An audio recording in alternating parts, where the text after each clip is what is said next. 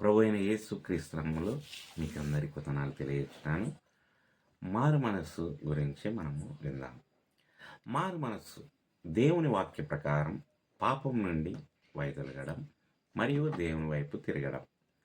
లేఖనాల సూచనలతో ఇక్కడ 4 ముఖ్యాంశాలు ఉన్నాయి.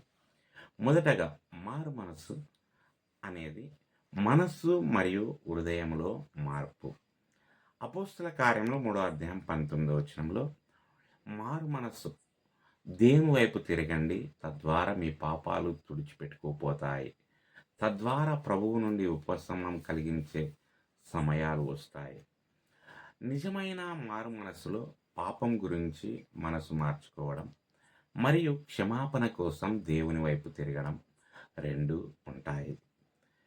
రెండవదిగా మారు మనస్సు రక్షణకు దారితీస్తుంది. 2 కొరింథీ 7వ అధ్యాయం 10వ వచనంలో దైవిక దుఃఖము మారు మనస్సుని తెస్తుంది. అది రక్షణకి దారి తీస్తుంది మరియు విచారాన్ని వదిలివేయదు.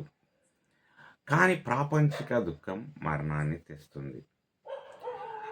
నిజమైన మారు మనస్సు పాపం మీద దుఃఖం నుండి వస్తుంది మరియు రక్షణకి దారి తీస్తుంది. మూడవది మారు మనస్సు ఒప్పుకోవడం మరియు పాపము నుండి తిరగడం అవసరం. సామెతలు 28వ అధ్యాయం 13వ వచనంలో తమ పాపాలను దాచిపెట్టువాడు వర్ధిల్లడు, కానీ వాటిని అంగీకరించి త్యజించేవాడు దయను పొందుతాడు. మనము మన పాపాలను గుర్తించి వాటిని దేవునికి ఒప్పుకొని వాటి నుండి దూరంగా ఉండాలి. 4వదిగా దేవుడు అందరినీ మారు మనస్సు పొందాలని పిలుస్తాడు. అపోస్తుల కార్యములు 17వ అధ్యాయం 30వ వచనం. గతంలో దేవుడు అలాంటి అజ్ఞానాన్ని పట్టించుకోలేదు, కానీ ఇప్పుడు అంతటా ప్రతి చోట ఉన్న ప్రజలందరినీ మారు మనస్సు పొందమని ఆజ్ఞాపించాడు.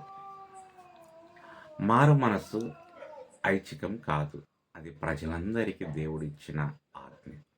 దేవుడు ఈ మాటలను దీవించునుగాక.